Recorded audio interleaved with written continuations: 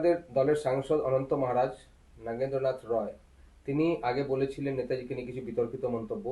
আজকে গতকাল যখন মুখ্যমন্ত্রী ঘোষণা করলেন কি আইনি ব্যবস্থা নেওয়া হবে যদি নেতাজিকে কেউ অপমান করে, আজকে তিনি আবার রিপিট করছেন কি নেতাজির কোনো কন্ট্রিবিউশন ছিল না দেশকে স্বাধীন করানোতে, তিনি ব্রিটিশদের সঙ্গে ছিলেন, এ কথাগুলো তিনি বলছেন।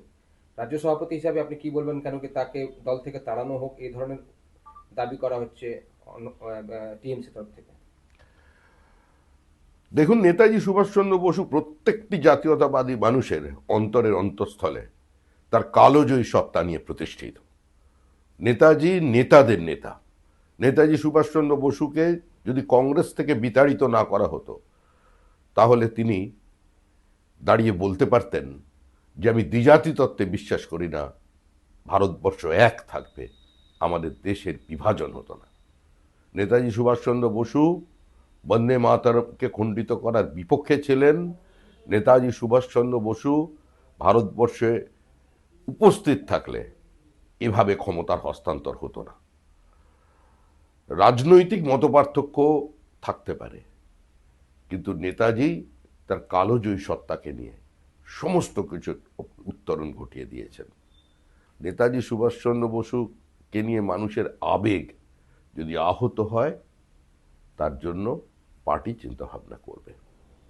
এখন বলা হচ্ছে কি আপনি বলেছিলেন কি শ্যামাপ্রসাদের মাথা ফাটিয়ে দিয়েছিল ফরওয়ার্ড ব্লকের গুন্ডারা, এখন কিছু জায়গা থেকে এটাও বলা হচ্ছে কি শ্রমিক ভট্টাচার্য এই ধরনের বক্তব্য রেখেছেন নেতাজিকে নিয়ে। কি নেতাজি নিয়ে বক্তব্য রাখছে? কারা নেতাজিকে নিয়ে বক্তব্য রাখছে? তৃণমূল কংগ্রেস জন্ম নিয়েছে কংগ্রেসের গর্ভ থেকে, যারা নেতাজি সুভাষচন্দ্র বসুকে বহিষ্কার করেছিলেন, কমিটি করতে দেননি। নেতাজি সুভাষচন্দ্র বসুকে কালিমা লিপ্ত করেছিলেন, নেতাজি সুভাষচন্দ্র বসু সম্পর্কে কুৎসিত মন্তব্য করেছিলেন। ভারতের কমিউনিস্ট পার্টি কি অবস্থান ছিল নেতাজি সম্পর্কে, এগুলো পশ্চিমবঙ্গের মানুষ জানেন। আমি আবার বলছি, নেতাজি নেতাদের নেতা। শ্যামাপ্রসাদ মুখার্জির ওপরে আক্রমণ করেছিল ফরওয়ার্ড ব্লকের গুন্ডারা। আমি নেতাজির নাম কোথাও বলিনি। কলকাতা কর্পোরেশনের ভেতরে কি হয়েছিল, নেতাজির সঙ্গে শ্যামাপ্রসাদ মুখোপাধ্যায়ের যে কথোপকথন, সেটা শ্যামাপ্রসাদ মুখার্জি তার ডায়েরিতে লিখে গেছেন। আমি যা কিছু বলেছি সচেতনভাবে বলেছি, আমি সেখান থেকে সরে আসবো না।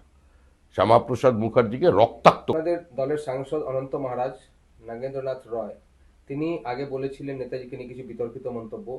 আজকে গতকাল যখন মুখ্যমন্ত্রী ঘোষণা করলেন কি আইনি ব্যবস্থা নেওয়া হবে যদি নেতাজিকে কেউ অপমান করে, আজকে তিনি আবার রিপিট করছেন কি নেতাজির কোনো কন্ট্রিবিউশন ছিল না দেশকে স্বাধীন করানোতে, তিনি ব্রিটিশদের সঙ্গে ছিলেন, এ কথাগুলো তিনি বলছেন।